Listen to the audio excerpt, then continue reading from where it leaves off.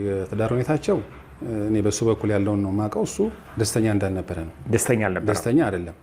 በትዳሩ ደስተኛ አይደለም። አንድ ላይ ይኖራሉ የሚል ተስፋም የለም እና መጨረሻ ላይ እሱም እንደነገረኝ ከሆነ የተግባቡት ኢትዮጵያ በሙያው እየሰራ ልጆቹን እንዲያሳድግ በፋይናንስ ሳፖርት እንዲያደርጋቸው ተግባብቶ እሷም እዛ ልጆቿን ቴክ ኬር እያደረገች እንደምትኖር ነው የተግባቡት እንጂ አንድ ቀን ተሰብስበን ወይ ኢትዮጵያ ወይ አሜሪካ አብረን በጋራ ልጆች እናሳድጋለን የሚል ነገር አንድም ቀን ብሎኛ ያውቅ የላቸውም ነበር። የለም።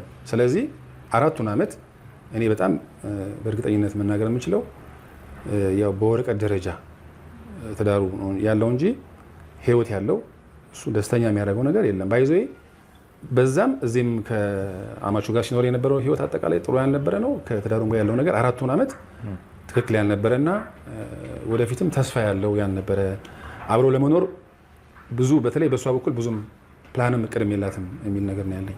4 ዓመት ከአማቹ ጋራ ደስተኛ አልነበረም ማለት ነው። ነፂ ከአማቹ ጋራ እንደሚኖር ነው የሚታወቀው። አንድ ቤት ውስጥ እንደሚኖሩ ነው የሚታወቀው።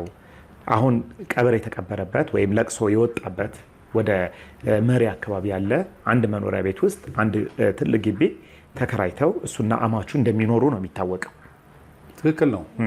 ያው ምንድነው የነፃነት ባህሪ ስነ ልቦናው የተገነባው አንደኛ ከአስተዳደጉ ነው የሚመነጨው ማለት ነው። አሁን እሱ እናቱን በጣም ይወዳል፣ አያቱን በጣም ይወዳል። ስለዚህ አማቹን በተሻለ መጠን በእናታችን ምትክ አይን ነው ለማየት የሚሞክረው።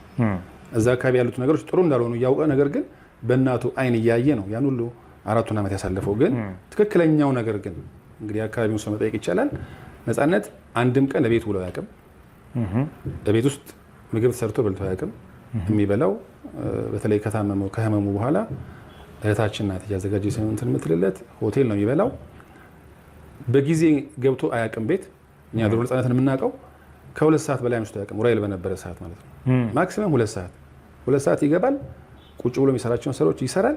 በጊዜ ተኙ በጠዋት እንደዚህ አይነት የነበረ ባህሪ ነው። ግን እዛ ሲኖር ግን የነበረውን ጊዜ በተለይ 4 ዓመት ደስተኛ አልነበረም። የመጨረሻዎቹን 4 ዓመቶች ጥሩ ሰላም የለውም። እንግዲህ ተመልካቾቻችን